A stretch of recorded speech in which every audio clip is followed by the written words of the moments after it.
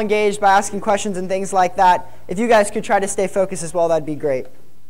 As we look at the relationship between hope and peace. So my lesson was hope brings peace. So we're going to start this morning by doing a couple of things. First, we're going to define what's going on. So what is hope? What is peace? We need to get a better grasp on what hope and peace really are. And I'm not one for straight dictionary definitions. So in a minute, I'm going to ask you guys to give me some things that you all hope for. And we're not going to talk about the Christian hope yet. We're just going to talk about things that we hope for in this life relating to school or whatever. So what are some things that you guys hope for? I need some hands. Hands up. Yes, Cooper, what do you hope for? Cooper hopes to play for the Golden State Warriors. Yes, Cayden, what do you hope for? He hopes to play for the Chiefs. We got a lot of sports hope up in this area. Yes, Jeremiah? Play for the Falcons. Play for the Atlanta Falcons. I like it. Over there, yes, what do you have? What do you hope for?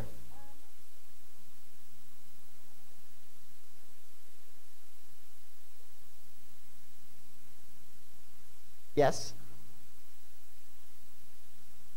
You hope to become a better Christian? That's wonderful. I like that a lot. All right, we got two more right there, and then we'll move on. Go to the Grand Canyon. I like that. You have to have fun this summer. That's great. So when we talk about hope in our lives, we kind of use it differently than the Bible uses it. When we talk about hope in our everyday lives, a lot of times it's something that we can't fully control.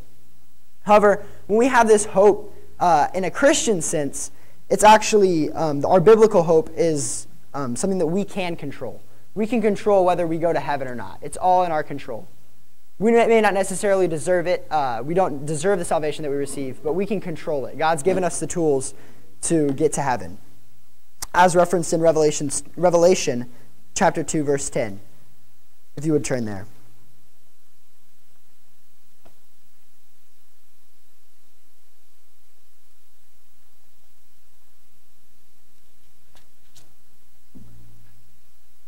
Revelation 2, verse 10. Fear none of those things which thou shalt suffer. Behold, the devil shall cast some of you into prison, that ye may be tried, and ye shall have tribulation 10 days. But be thou faithful unto death, and I will give thee a crown of life. So we have that hope. If we follow God, we have that hope to get to heaven. So now next we're going to talk about what does peace mean. So does anyone have some definitions of peace that they... Yes, Abigail.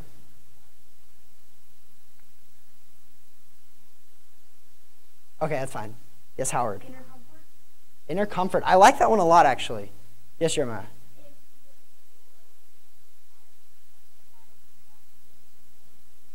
Yeah. So he said that if there's two sides on a war and they decide to have peace, that means they're no longer warring against each other. So these are some really good definitions, but my definition is calm. And this is not a worldly peace, like it's an inner peace that we have. So it's that calm, that tranquility that we have inside of ourselves. We can be free from anxiety. So now that we've defined hope and peace, we can officially now start the lesson. So let's look at some examples to see what effect that hope can have on peace. So firstly, we're going to look at Psalm 3. And this is actually one of my favorite examples of peace in the Bible. I used it last year in my lesson about prayer, but we're going to use it again here about peace. So here we see David is talking to God as he's fleeing from Absalom, who's trying to come and kill him.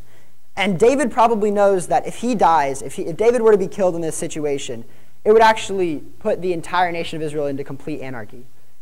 In this time of turmoil and absolute chaos, if you would turn to Psalm 3.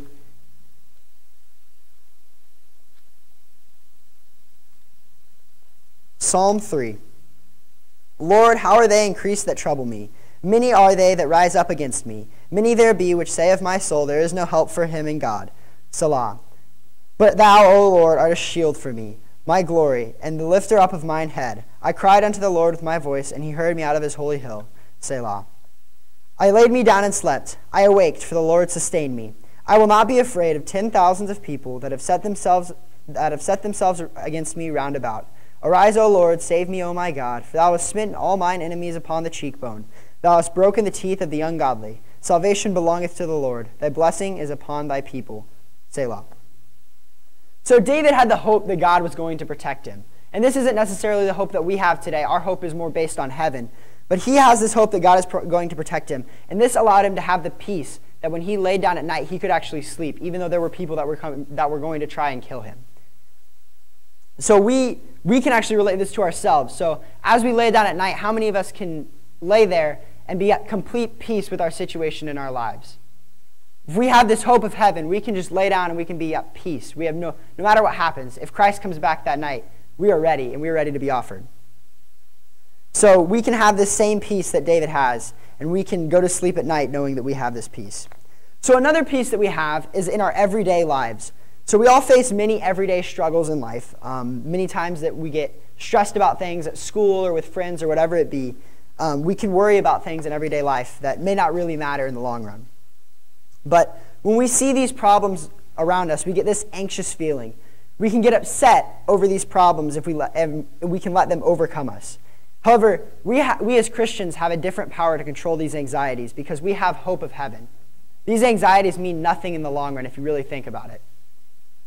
It's not going to matter whether we got an A on a test or if we fail a test. And I'm not saying that you're not supposed to study for tests in school, kids. Just remember that.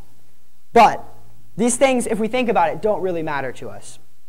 So we have to put these problems that we have into perspective. And we know that one of the things that comes with being a Christian is the privilege of prayer. And that can really help with a lot of anxieties that we have and can help us be more peaceful people. So we know that the hope of God comes with many privileges. Sorry, I just said that. But we actually have the ability to bring these things to God. We have these problems, and we can go talk to God about them, and that actually helps us become more peaceful. So we can just relax when we see these problems because we know that we have our hope of heaven, and that these problems aren't going to get in the way of our hope of heaven. So us as Christians actually can have a different view when it comes to issues in our life. If you would turn to Philippians 4, 6, and 7. Philippians 4, 6, and 7.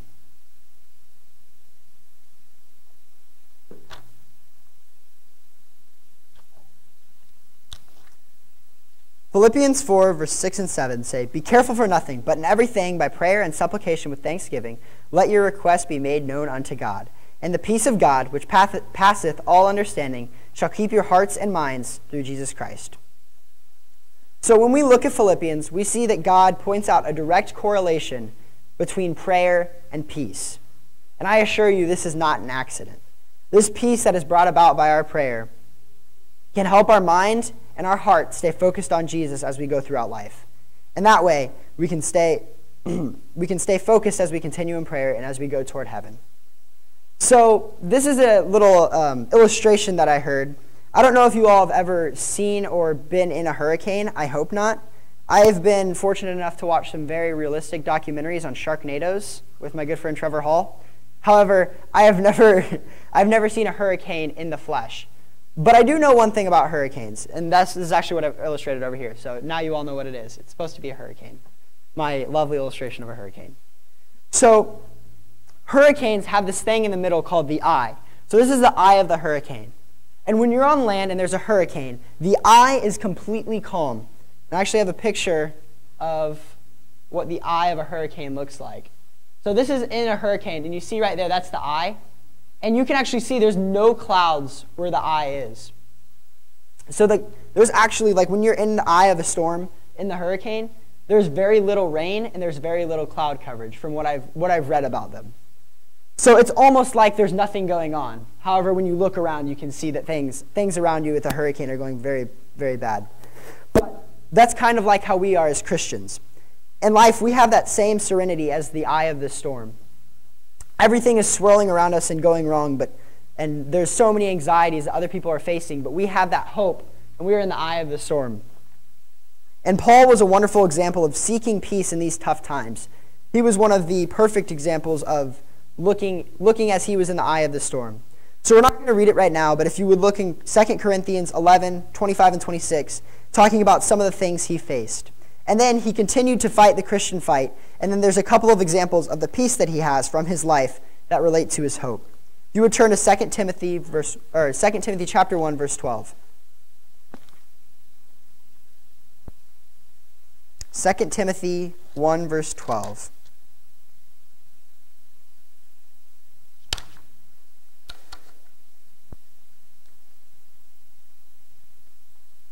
"For the which cause I also suffer these things, Nevertheless, I am not ashamed, for I know whom I have believed, and I am persuaded that he is able to keep that which I have committed unto him against that day.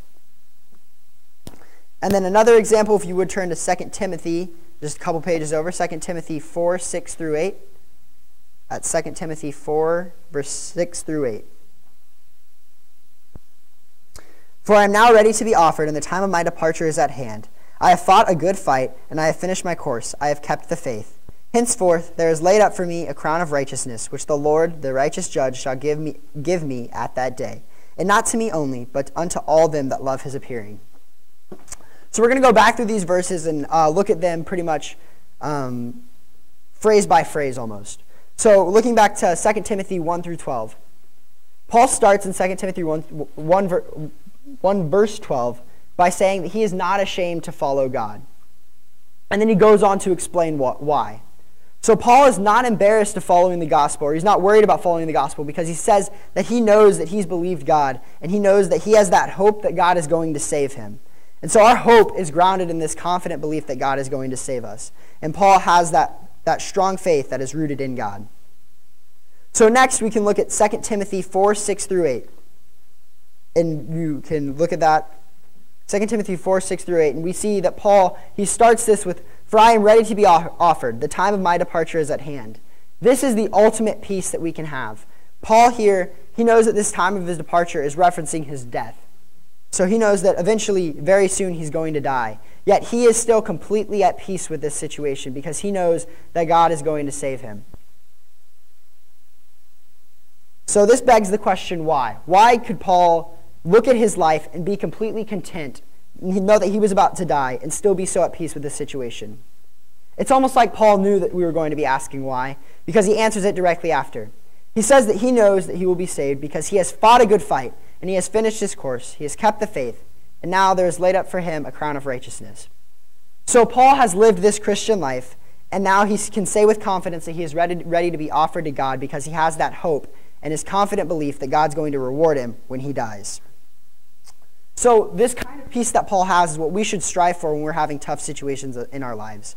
As we see the world swirling around us like the wall of the hurricane, we can see everything going on and all the stress of the world that we could take and we could just hang on to. But we can be confident in God, and we can hope in God, and we can just stay in the middle in the eye of the storm. And we can see that our problems are really small compared to what our reward is. So this hope for a Christian is almost like a special power that we have. With the hope that we have, we can just relax when we have a problem in life. We can go to God in prayer, and we can cast our cares on him, and we can feel much better about everything that we have. And we have the ability to feel less stressed in situations than other people do. But finally, we have to tell others about this same peace that we have, because we want to see other people have this peace. We want to expand the eye of the storm till it's everything. So if you would turn to Matthew 28, 19 through 20. Matthew 28, 19 through 20. This hope and peace that we have causes us to share the word. Matthew 28, 19 and 20. "Go ye therefore and teach all nations, baptizing them in the name of the Father and of the Son and of the Holy Ghost, teaching them to observe all things whatsoever I have commanded you. And lo, I am with you always, even unto the end of the world." Amen. So this week, for the next week, I challenge you all to go out and tell someone about the hope and peace that God can bring to them. Thank you all so much.